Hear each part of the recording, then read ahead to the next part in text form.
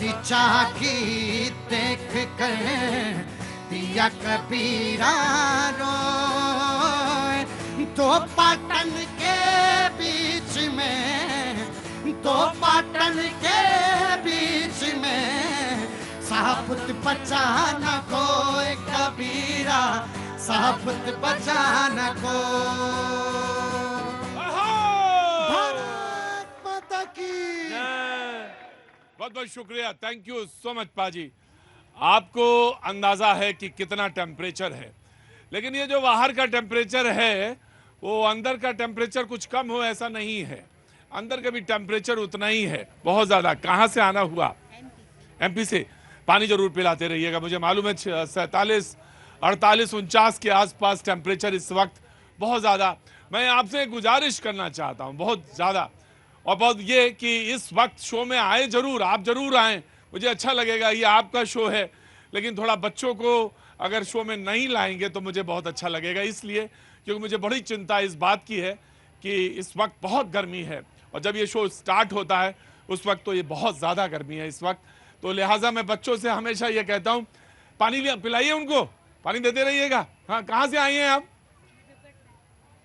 नजफगढ़ से। बहुत बहुत शुक्रिया, थैंक यू सो मच। हालांकि ये शो है, बच्चे भी आते हैं, बुजुर्ग भी आते हैं, नौजवान, तमाम तरह के लोग यहाँ पे शो में शरीक होने के लिए आते हैं। दो चार बातें हैं मुझे आपसे करनी है, लेकिन मैं सोचता हूँ पहले डिबेट कर लेते हैं। बीच में अगर मुझे मौका मिलेगा तो मैं आपसे अपनी बात कहूंगा, मेरे मन की भी जो कुछ बात है वो जरूर रखूंगा। मल्लिकार्जुन खड़गे साहब ने एक बात कही कि बीजेपी को सरकार बनाने के लिए दूसरों से कुर्सी की जरूरत पड़ गई, अगर वो कुर्सी ना मिले तो वो सरकार नहीं बना सकते थे। इशारा जो था वो टीडीपी और जेडीयू की तरफ था। बातचीत का सिलसिला शुरू करेंगे, कांग्रेस तब तक ज्वाइन करेगी, लेकिन बीजेपी से ही रिएक्शन लेंगे क्योंकि कांग्रेस से मैंने डिबेट आज खोल दी है। जी, सबसे पहले विमल जी। देखिए प्रतीक जी, मैं कहना चाहता हूं कि एनडीए की सरकार जो है आदरणीय हमारे अटल बिहारी वाजपेयी जी के नेतृत्व में भी 1999 से लेकर 2004 तक चली थी। 2014 से जब प्रधानमंत्री जी के नेतृत्व में सरकार चला तब भी जो है एनडीए की सरकार थी, और 2019 से लेकर 2024 तक भी एनडीए की सरकार है। और आज आपने देखा 9 तारीख को जो है पूरी हमारी देश की जनता और 10,000 लोग जो है राष्ट्रपति भवन गए थे सिर्फ ये सुनने के लिए कि मैं नरेंद्र दामोदर दास मोदी ईश्वर की शपथ लेता हूं। तो मैं ये कहना चाहता हूं कि जिस तरीके से उन्होंने ग्राउंड पे वर्क किया है ना, आप देखिए, चाहे मैं बिजली की बात करूं, 3 करोड़ लोगों तक उन्होंने जो है बिजली पहुंचाया है। आज दिल्ली की जनता बेहाल है, आज यहाँ पे जो है पानी की किल्लत है, 14 करोड़ लोगों के घरों में जो है पानी जो है पहुंचाया गया है, नल से जल पहुंचा। ठीक, मैं आता हूं आपके पास, पानी पे भी आता हूं। पानी बहुत जरूरी है, बिन पानी सब सून। कहां से आए हैं आप लोग कहां से आए? कानपुर से। अच्छा, तो परिवार सहित सारे लोग आए हैं, घूमने आए या किसी काम से? घूमने आए थे। मैं उत्तराखंड उत्तराखंड के हैं? उत्तराखंड से घूमने आया था, मैं वापस दिल्ली आया हूँ अभी। अच्छा, तो आप तो कानपुर के रहे थे? उत्तराखंड में घूमने के लिए आया था। अच्छा, ओके, गर्मी की वजह से। तो क्या नाम है बेटा आपका? आल्या। आल्या। भाई एक काम करो ब्रिजेश जी, पानी अगर हो सके तो पिला दो, अगर आपके पास हो तो फिर मैं बातचीत का सिलसिला। आपके पास है पानी? हाँ, तो वेरी गुड। कुछ कहना है आपको, बात करनी है कुछ? यस सर, बस एक ही बात है, मोदी है तो मुमकिन है। हाँ जी, मोदी है तो मुमकिन है। बहुत अच्छी बात है, बहुत बढ़िया बात, आपने अपनी बात कही। उन्होंने कहा जो सामने, उन्होंने कहा कि 10,000 से ज्यादा लोग आए थे। जी, क्या लिए है? हाँ जी, महाकाल की तस्वीर, और ये हमारे बांधने के लिए लाए हैं। जी बिल्कुल, मैं बिल्कुल आपसे लूंगा, प्रसाद लाए हैं तो जरूर लूंगा। क्या नाम है आपका? ईश्वर सिंह राजपूत। ईश्वर सिंह राजपूत जी, बिल्कुल आऊंगा, मैं आपसे महाकाल का प्रसाद जरूर लूंगा। आप मेरे रक्षा के लिए आए हैं, बहुत अच्छी बात है, महाकाल का प्रसाद लेके आए हैं। जी, मैं आपके पास भी आ रहा हूं। उन्होंने कहा कि 10,000 से ज्यादा लोग शपथ ग्रहण में मौजूद थे, सिर्फ ये सुनने के लिए मैं हाँ जी, कि अपना प्राण लेके रहूंगा मैं जो काम। तो बोले कि इसमें तो ये जो सवाल उठा रहे हैं कि कुर्सी आप पराए घर से लेके आए, तो इसकी कोई वैल्यू नहीं है। देखिए, जिनके 300 सांसद पिछली उसमें लोकसभा में थे, 63 सांसद कम हो गए, फिर भी कह रहे हैं कि मोदी जी का कद बढ़ रहा है। अरे भाई, क्या विश्वगुरु बना करके 63 सांसद कम हो गए, और यहाँ तक कि खुद की सीट बच गई उनकी। 1.5 लाख से केवल जीते, 3 राउंड में तो पसीना आ गए बीजेपी वालों का, कहीं मोदी जी हार ना जाए। गजब है भाई। समाजवादी पार्टी के प्रवक्ता हैं, कह रहे हैं कि इस समय बहुत बढ़िया बोल रहे हैं समाजवादी पार्टी का, और अच्छी बात है, अच्छी बात है, सीट जीत के आए हैं। हाँ जी, नहीं नहीं, आराम से देखिए, कोई बात नहीं, उनको बोलने का हक है समाजवादी को, समाजवादी बोलेंगे जी। हाँ जी, हाँ जी। जीत एक वोट से हो, जीत है। 1.5 लाख की और 6 लाख की बात अलग है। वोट एक से सीपी जोशी राजस्थान के मुख्यमंत्री बनने से रह गए थे, सिर्फ एक वोट से। हाँ, तो आपको जीत में, किसी को हार में तमाम सारी बातें दिखती हैं। जी, आप कहाँ से हैं? मैं कानपुर से हूँ, लेकिन मैं बताना चाहता हूँ ये लोकतंत्र की हत्या नहीं है। हाँ। भाजपा ने लोकतंत्र की हत्या की है।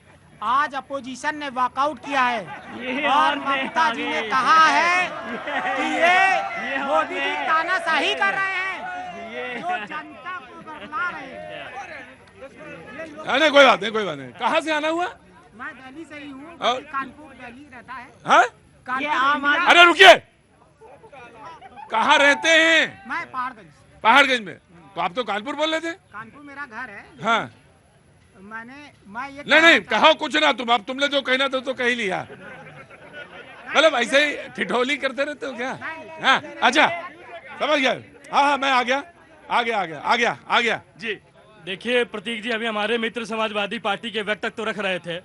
उत्तर प्रदेश को यह आपराधिक प्रदेश जो है बनाकर छोड़े थे।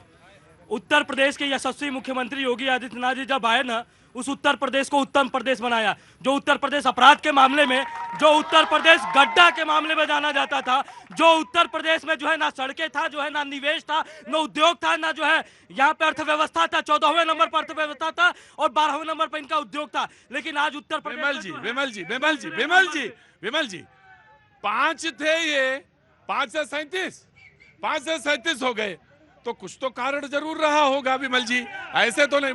हाँ, नहीं, रुकिए, अगर वो झूठ है तो झूठ भी। हाँ जी, देखिए मैं कहना चाहता हूँ, मैं आ रहा हूँ भाई, ऐसा नहीं, एक करके बोलेंगे जी। देखिए मैं कहना चाहता हूं, जैसे विपक्ष और राहुल गांधी ने झटाझट जो है 1 लाख रुपया महिलाओं को देने का वादा किया था ना, वो फटाफट जाके दे दीजिए नगा, नहीं तो आराम से। इनके हारने का कारण यही रहा। एक तो जुमला बोलने का मतलब झूठ बोलने का पाप, राम जी का श्राप, गरीबों का संताप, वही इनको ले डूबा। इन्होंने कहीं कुछ नहीं किया। अब हाल ये हो गया, पहले कहते थे मुसलमानों से सामान मत खरीदो, अब कहने लगे अयोध्या वासियों से भी सामान नहीं। देखो गलत बात, देखिए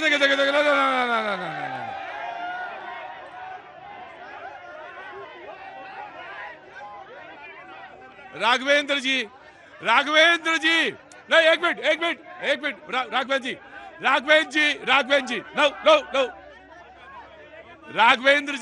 राघवेंद्र जी, आराम से। राघवेंद्र जी, आपका नाम ही राघवेंद्र है, और राघवेंद्र का मतलब भगवान मर्यादा पुरुषोत्तम। आप ऐसा ना करिए, कोई झूठ बात। बीजेपी ने कब कहा कि मुसलमानों से सामान मत खरीदो?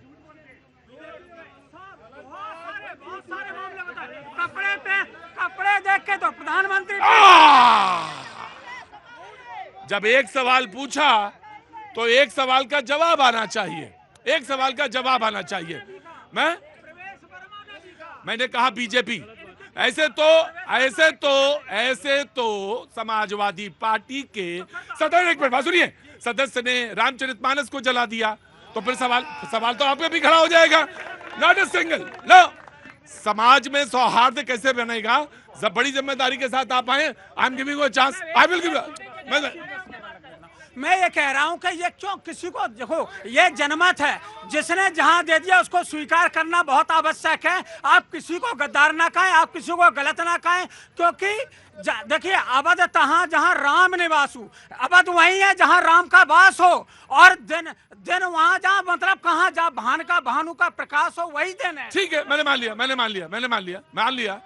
तो मैं वही कह रहा था कि वही बयान रखे जाएं जहां पर जो सत्य हैं। मैं ये जानना चाह रहा था कि बीजेपी ने कब कहा, कहां कहा जी। देखिए प्रतीक जी, कल जो है परसों प्रधानमंत्री जी ने शपथ लिया, और कल उन्होंने जो है हमारे 3 करोड़ जो है गरीब लोगों को आवास जो है उन्होंने सैंक्शन किया, और लगभग जो है 9.3 करोड़ लोगों को, हमारे जो किसान भाई है, जो हमारे अन्नदाता है, उनको एक जो है 20,000 करोड़ रुपया की झूठ है। एक मिनट, क्या झूठ है? 3 करोड़ जो मकानों का कहा है, आपने सुना था पिछला वादा इनका था 15 अगस्त 2022 को, जिन पर घर नहीं है उनको घर मिलेगा, घर में नल, नल में जल, उसी में गैस कनेक्शन। फिर इसका मतलब वो वादा पूरा नहीं हुआ। ये तो ये अब राघवेंद्र जी इसका भी सुनो। कौवा कान ले गया तो कान देखोगे कि कौवा देखोगे? कान देखेंगे कि कान देखेंगे कि है? राघवेंद्र जी इन्होंने कहा कि नए मकान, नए।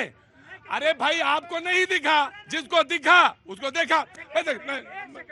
आई विल गिव यू चांस। जी जनाब आली।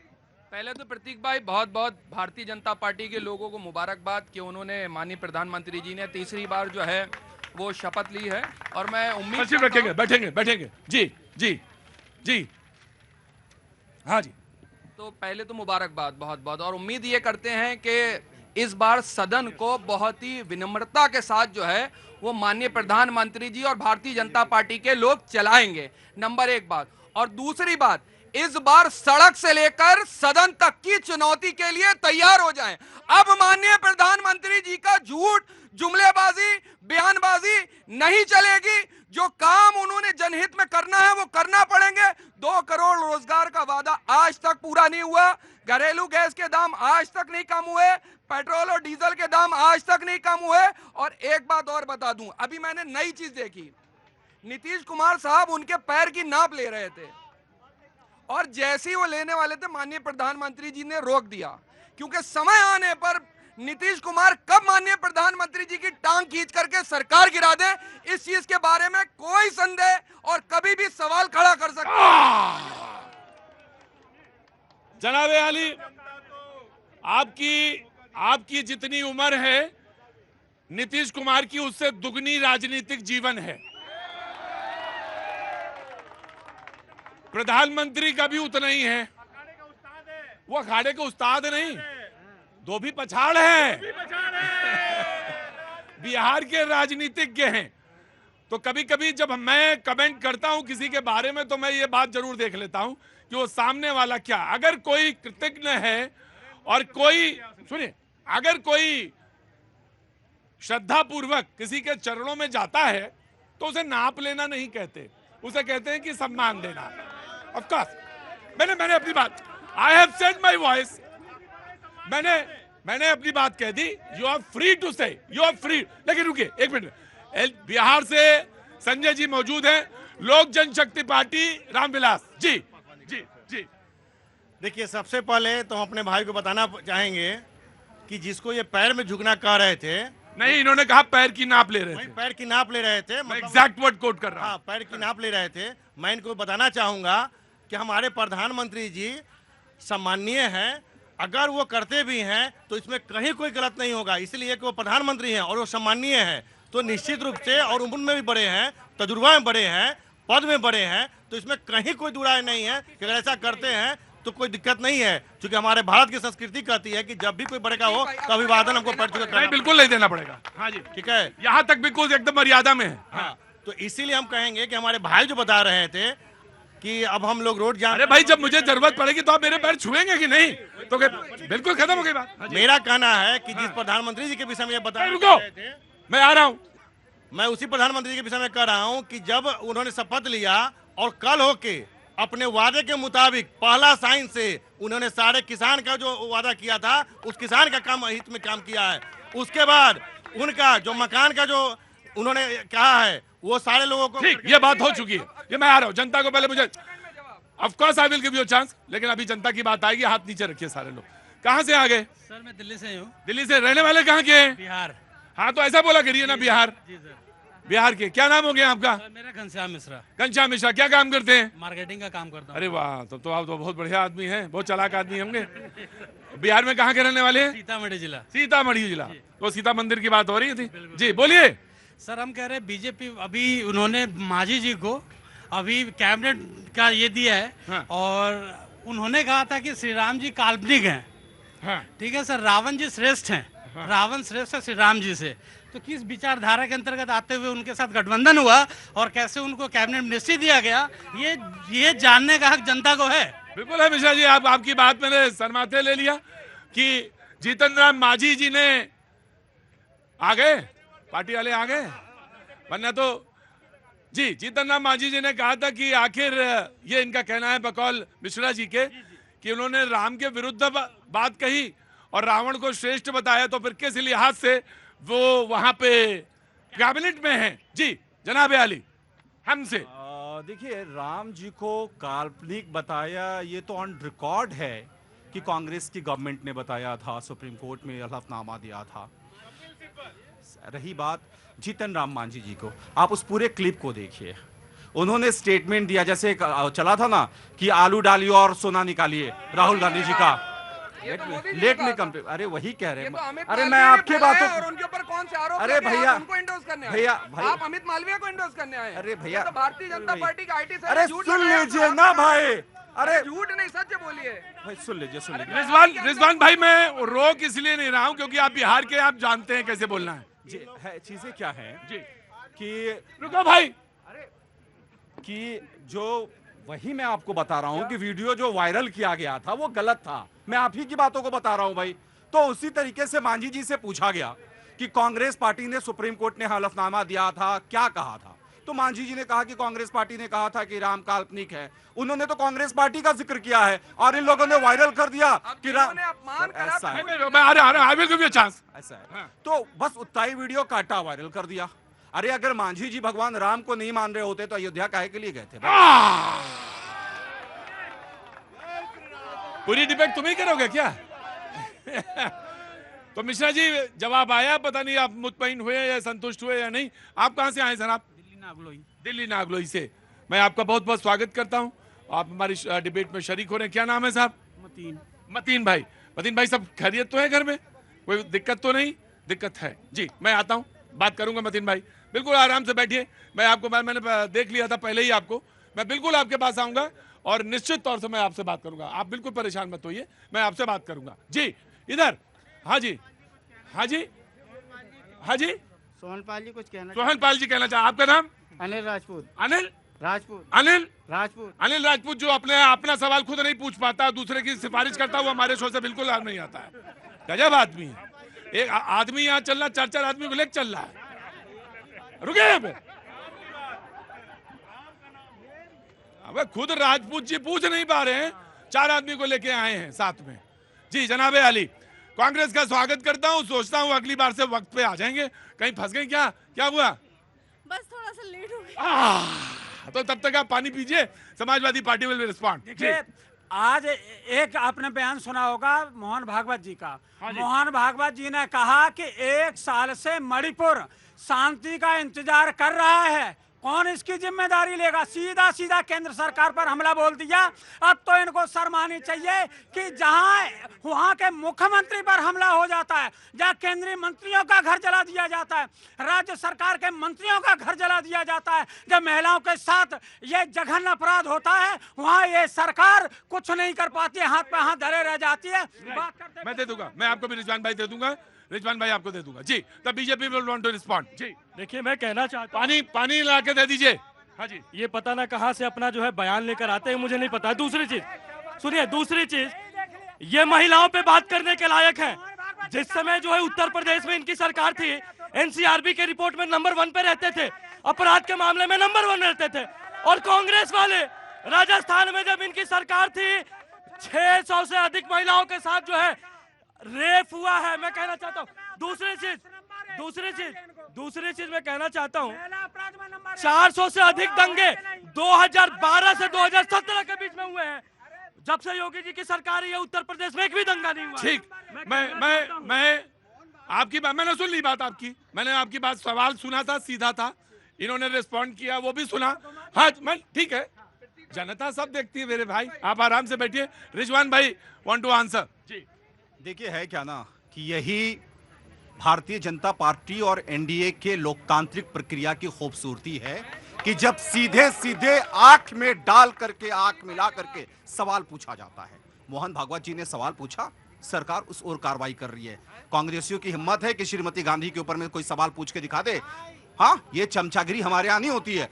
जो रॉन्ग या राइट, 4 आदमी का टोला जो कहला हुए होला।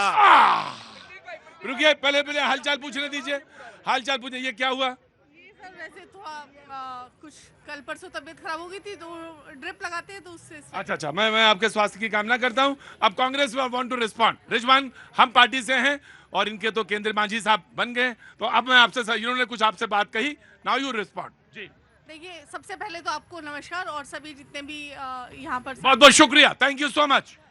देखिए, अभी 24 घंटे भी नहीं हुए थे कि बीजेपी के ही एक नेता ने, इनके जो है आईटी सेल के नेता है अमित वालिया जो इंचार्ज में है, उन पर जो है इल्जाम लगाया कि ये लड़कियों का जो है धंधा करते हैं यहाँ पर बीजेपी पार्टी में। धंधा नहीं शब्द इस्तेमाल हुआ है, उसमें शोषण की बात हुई है। जी। और इस तरह के उन्होंने कहा कि केवल एक नहीं है, बहुत सारे। अभी तो उसमें उन्होंने 10 करोड़ रुपए का दावा भी ठोका है। उससे जस्ट पहले जब इलेक्शन चल रहा था तब भी नरेंद्र मोदी जी के एक साथी प्रज्वल रेवन्ना पर कम से कम 2900 महिलाओं के व्यभिचार का जो है मामला आया और वो उनके साथ स्टेज पर जो है खड़े हुए नजर आए। उसके बाद फौरन बाद जो है अभी ये मामला चल रहा है, उसके बाद आतंकवाद की एक घटना आती है, जिस आतंकवाद की कमर तोड़ने की जो है मोदी सरकार बात करती थी, वही जो है 24 घंटे नहीं बीतते और आतंकवाद की घटना हो जाती है। उसके फौरन बाद जो ये गुड गवर्नेंस का नाम लेकर चलते हैं तो नीट का जो है मामला आ जाता है कि नीट पर जो है इतनी धांधली हुई है कि बच्चे सब नाराज है और वो जो खड़े हुए। राइट, मैं आपसे एक बात सिर्फ पूछना चाहता हूं कांग्रेस की प्रवक्ता से कि प्रज्वल रेवन्ना क्या बाहर हैं? मैं ये जानना चाहता हूं, इस देश में जो लॉ है, लैंड ऑफ द लॉ, क्या वो लागू हो रहा है उन पे? अगर लागू नहीं हो रहा है तो ये गंभीर सवाल है, लेकिन अगर लागू हुआ है तो सख्त से सख्त कार्रवाई उन पर हो और सिर्फ हो ना, होती हुई दिखे भी। ये दोनों बातें हैं। आप वांट टू रिस्पॉन्ड? जी जी। देखिए, ये बहुत अच्छी बात है कि प्रज्वल रेवन्ना को लाया गया और वहां पर जो है गिरफ्तार किया गया। अब आगे जो कानून की कार्रवाई होगी वो रहेगी। कानून की कार्रवाई नहीं, मैं कहता हूँ सख्त कार्रवाई होनी चाहिए। बिल्कुल सख्त होनी चाहिए, लेकिन यहाँ पर ये मेंशन करना भी जरूरी है कि वहाँ पर ही वो बॉक्सर, वो जो है पहलवान लड़कियां हमारी बैठी रही जंतर मंतर पर, वो इंसान अभी तक संसद में है। मोदी जी ने ना उसके खिलाफ कोई कार्रवाई होने दी, ना ही उसको संसद से बाहर किया। नैतिकता के नाते ही कर दिया होता। मैं जानना चाहता हूं आपसे, मैं कांग्रेस की प्रवक्ता से सवाल पूछना चाहता हूं, क्या उनको टिकट दिया गया?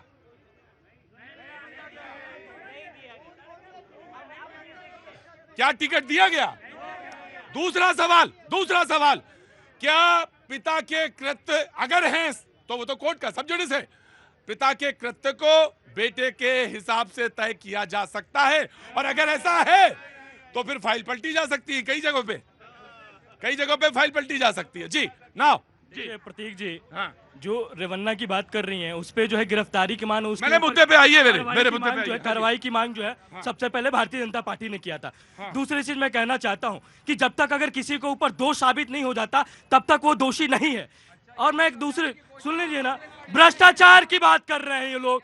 झारखंड में इनके सांसद के यहाँ से 300 करोड़ रुपए पाया जा रहा है, इनके जो है मंत्री के यहाँ से 47 करोड़ रुपए पाया जा रहा है।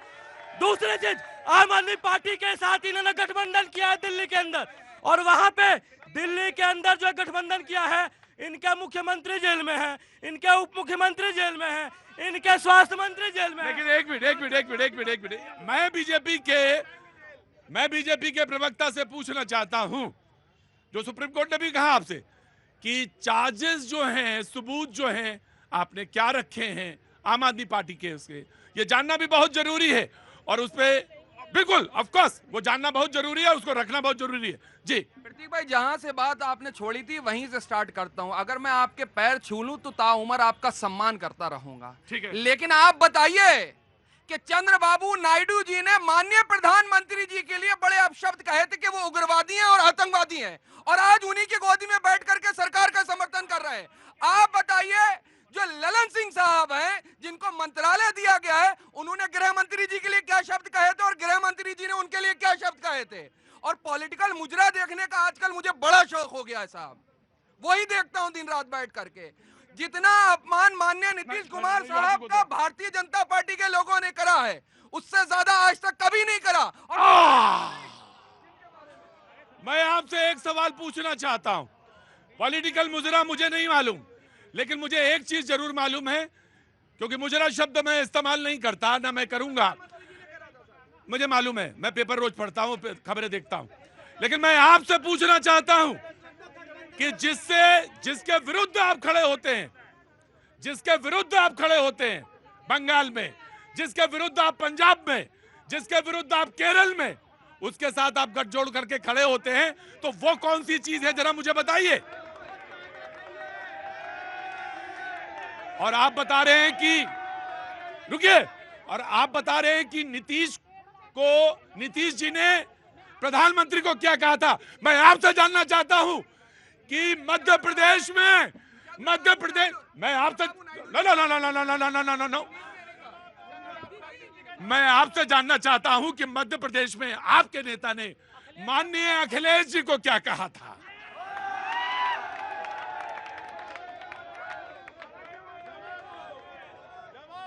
अरे रुकिए, जवाब दो। राजनीति, मेरी बात सुनिए, वो सही सवाल पूछ रहे हैं, वो भी पूछ रहे हैं। राजनीति में कुछ सवालों के जवाब नहीं होते। आराम से, हाँ हाँ, आ रही है।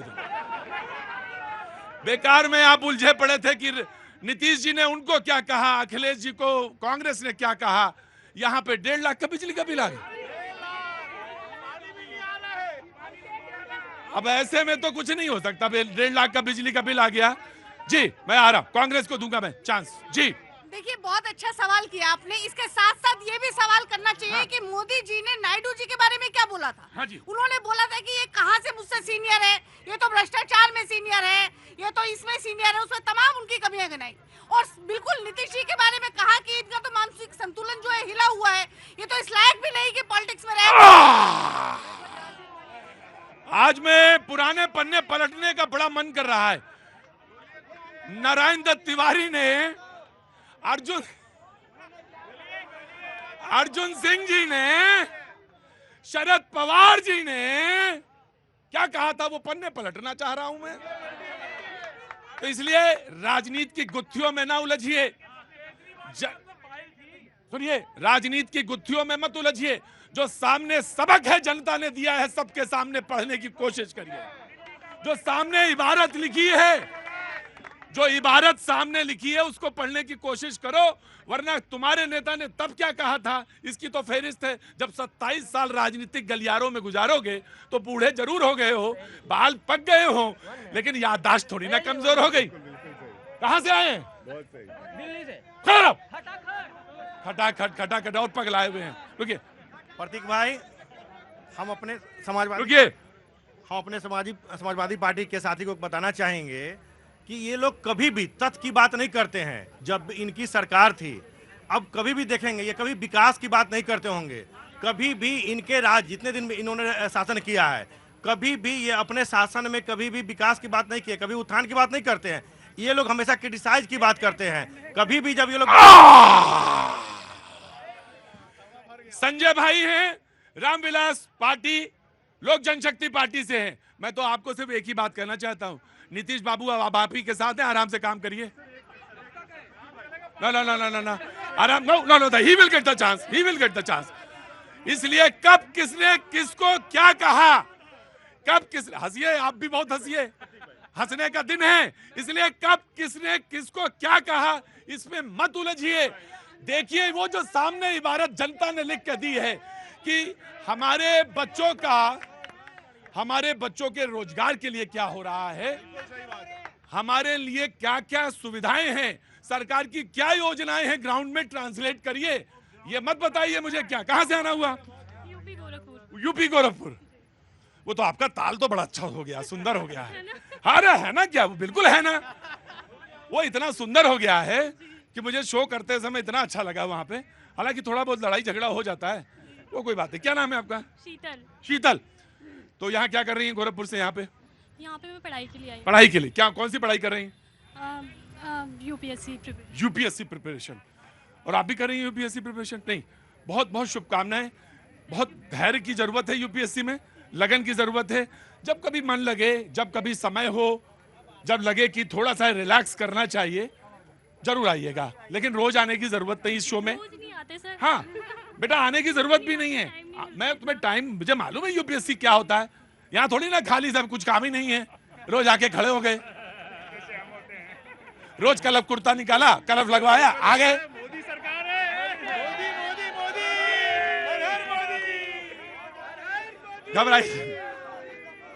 घबराइए नहीं, मैं वहां नहीं आऊंगा।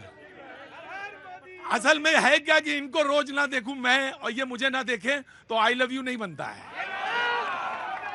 लेकिन मैं आपको आगाह करता हूं, चुपचाप खड़े रहिएगा, वहीं खड़े रहिएगा। मैं आपको आगाह करता हूं कि रोज आने की जरूरत नहीं है, कभी कभी आइएगा।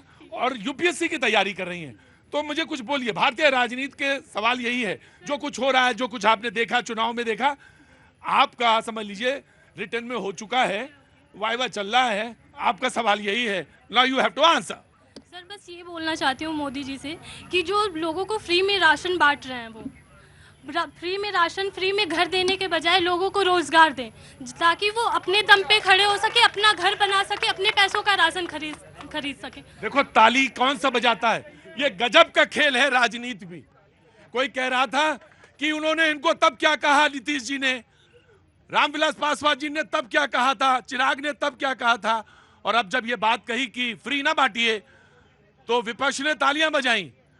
और मैनिफेस्टो पढ़ा इनका, 10 किलो राशन का वादा था,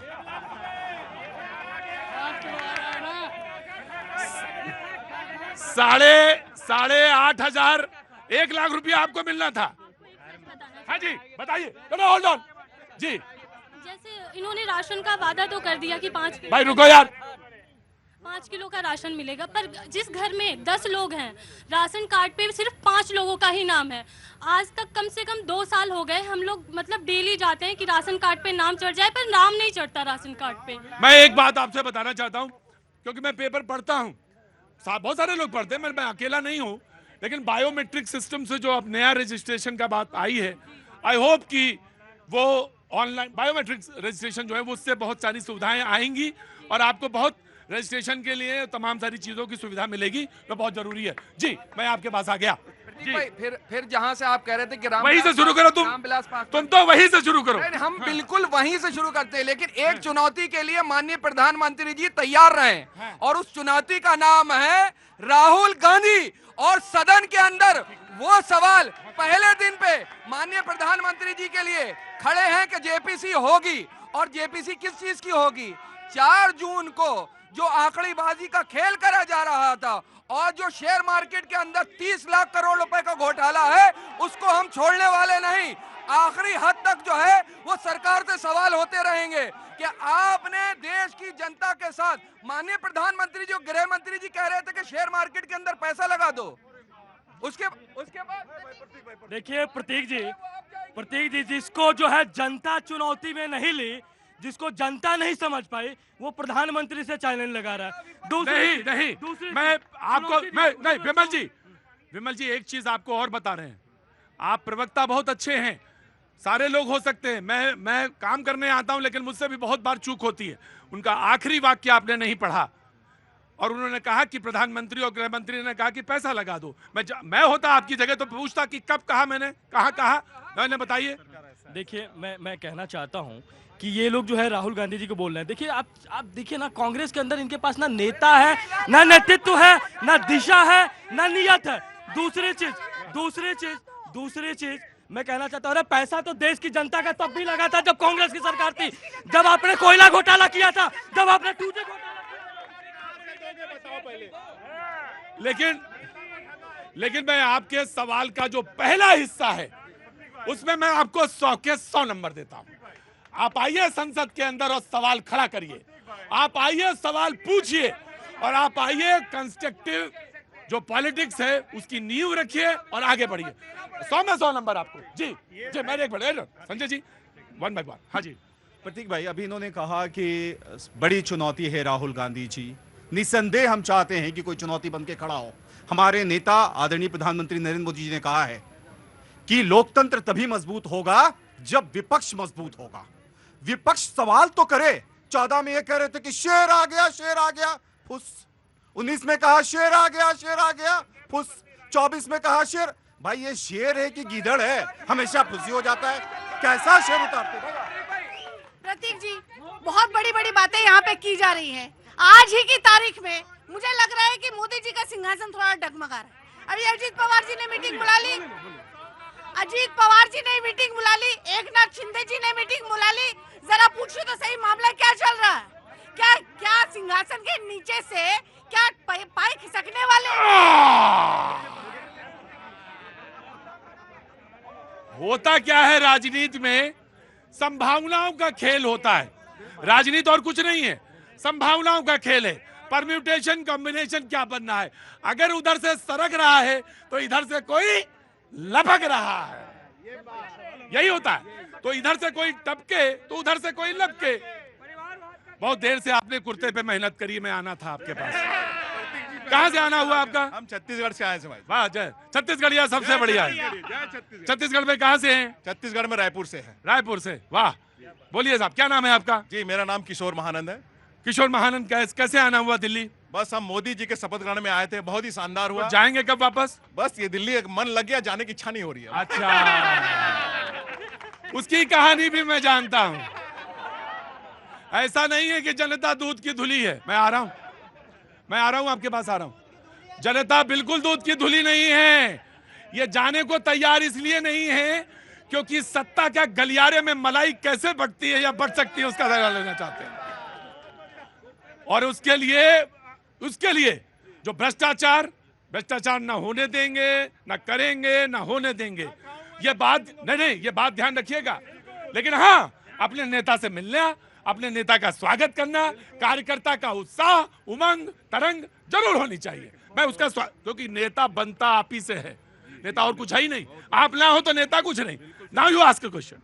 जी, मोदी जी जो कर दिखाया है देश के अंदर ने, देश ने भी सराहा है, पूरी दुनिया ने सराहा है। और उसको विश्व गुरु पर ले जाने के लिए मोदी जी जो कार्य किया है, जन्म से लेकर मृत्यु तक हर किसी की व्यवस्था की है। माननीय मोदी जी ने जिस गरीब की चिंता कभी किसी ने नहीं करी थी, उस गरीब का छत देने का काम अगर किसी ने किया है, 14 करोड़ लोगों को माननीय नरेंद्र मोदी जी ने काम किया। बिजली देने का काम किसी ने किया है, माननीय मोदी जी ने। मृत्यु तक का कैसे?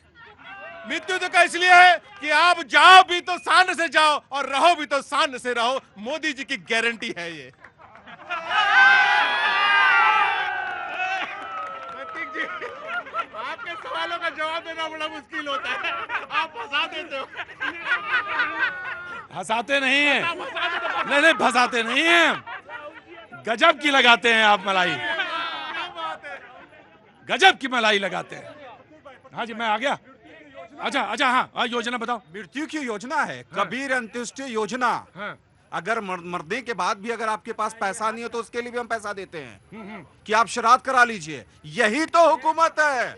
हम लूटते नहीं हैं, हम कहते हैं कि घर घर में सेवा करें। मैं जानना चाह रहा था कि कोई है योजना की नहीं है? हाँ जी, हम लोग बताते हैं कि लोग कैसे जिए, उनको उनका अधिकार मिले।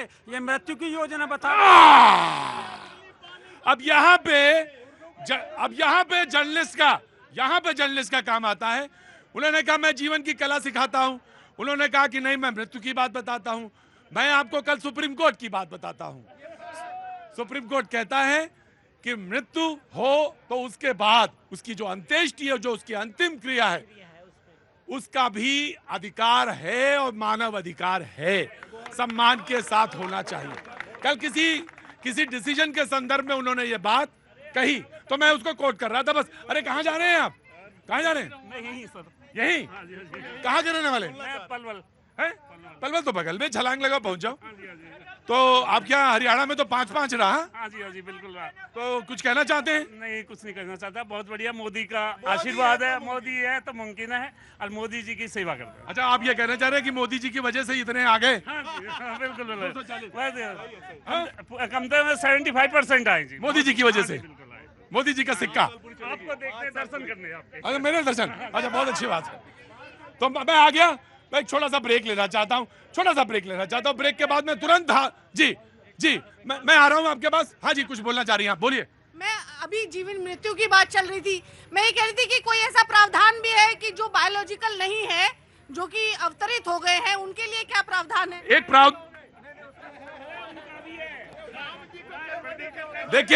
देखिए आपने कहा कि क्या कोई बायोलॉजिकल है या नहीं, इसका कोई प्रावधान।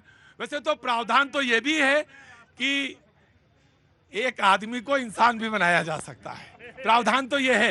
लेकिन आप खड़े हो लाइन में आके तो इंसान तो बनाया जा सकता है। जी देखिए, मैं कहना चाहता हूं कि इनके पास एक जो है इंसान है जो अभी भी रुको, छोड़ दो, मैंने बोल दिया, बोलिए। जरा सा पैर न फिसला कि आओ इधर आओ। जरा सा पैर न फिसला कि चप्पल इल्जाम पर लगा दिए, जिन्होंने 14 से लेके अभी तक तपती हुई धूप में, कांटों में सुकून देने का काम किया, चप्पल इल्जाम पर लगा दिए। मोदी जी जो कर दिए, इल्जाम चप्पल पे लगा दिए। जरा सा पैर न फिसला, जरा सा पैर न फिसला, लोगों ने चप्पल इल्जाम चप्पल पर लगा। अरे रुको यार, चप्पल है कि पैर है कि पैर है कि चप्पल है, समझ में नहीं आ रहा है किधर से। कहाँ से आना हुआ बेटा आपका?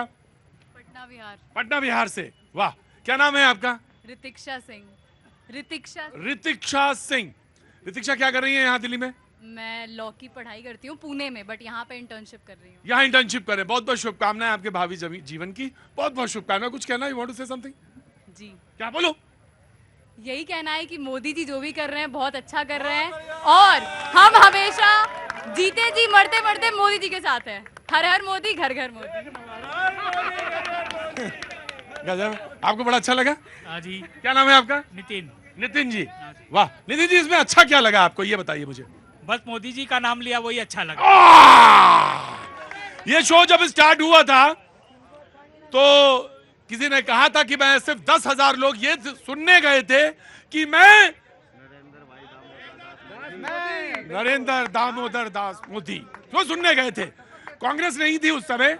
मैं कांग्रेस को वोट एक चांस देना चाहूंगा, देन जो बीजेपी है उनको एक चांस दे। जी देखिए, बहुत अच्छा प्रोग्राम था, हम उसकी बहुत प्रशंसा मैं आपके सामने करना चाहती हूँ कि बहुत अच्छा जो है आयोजित भी किया गया और देश विदेश से लोग आए। लेकिन यहाँ पर एक कहने वाली बात है कि मोदी जी ने ज्यों त्यों जो है अपनी इज्जत बचा ली कि वाराणसी से तो बड़ी मुश्किल से। चलिए, आपने इतना तो कह दिया। वाराणसी से तो उनको जिताया है। वाराणसी से जिताया है, जनता ने जिताया। देखिए, तो जनता के लिए उन्होंने कार्य किया है, तभी तो जनता ने जिताया है। दूसरी चीज, जिस समय जो है शपथ ग्रहण हो रहा था, वहां पे हमने जो है सोनिया गांधी जी और राहुल गांधी जी को भी न्योता दिया था, लेकिन ये दोनों लोग का जो चेयर था, जो कुर्सी था, वो खाली रह गया। वो आए ही नहीं बधाई देने के लिए। अब अपनी बहन देखिए, उत्तर प्रदेश ने माननीय अखिलेश यादव के नेतृत्व में इनको सबक सिखाने का काम किया, बीजेपी को अहंकार तोड़ने का काम किया। गृह मंत्री कह रहे थे इनकी 2 सीटें नहीं आएंगी, वहाँ 37 सीट आई और जो जीते उसमें भी बेईमानी बहुत की है। अरे गजब गजब है यार, अभी भी बेईमानी। राइट, नहीं, इनसे पूछिए, इसके पहले जब भी चुनाव होता